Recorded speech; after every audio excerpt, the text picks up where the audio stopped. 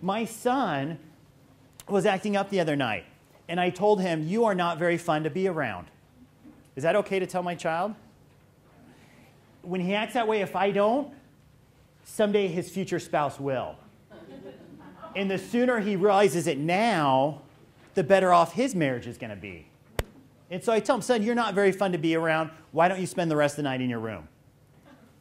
He said, well, what about dinner? I said, well, I'm going to go eat some right now. Well, he said, no, what about my dinner? I said, you know, I'll bring some by for you a little bit later. And he looked at me and he said, well, I don't trust you. So what did I say to him? Probably so. Actually, give him a clappy. Give him a clappy. It was actually a little variant. It was, son, sometimes I don't even trust myself. I don't blame you for feeling that way. I mean, seriously, can you trust yourself all the time? In any given situation? I know that I can't. And now that he pointed it out, why not him and I are on the same side? You know what? You're right.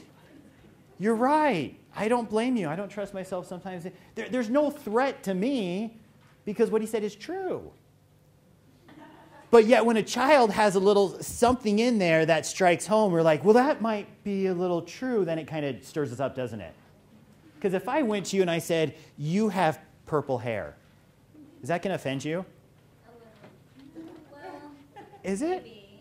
What do you think? Would it offend you if I said you have purple hair? No, because What? I know it's not true. Oh. No, you have purple hair. Still not? Tell her she has purple hair. She doesn't. But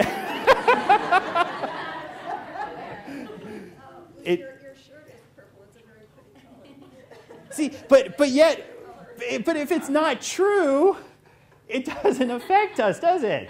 But somewhere in our mind we think, maybe it's a little true. Like, why do we take offense to it? Less. You know, and then she said, well, it just drives me crazy when my students say, your class is boring. And I said, okay, tell me your class is boring. Tell me right now. Tell me my class is boring. Your class is boring. Probably so. Is there anything wrong with your class being boring from time to time? Does it have to be energetic, like action-packed? No. It is going to be boring. I don't care how good of a teacher you are. It is going to be boring at some point. And that's okay. Why fight against it? Why fight against reality? One of the most difficult choices we make on a daily basis is choosing reality. Because we're constantly trying to fight against it.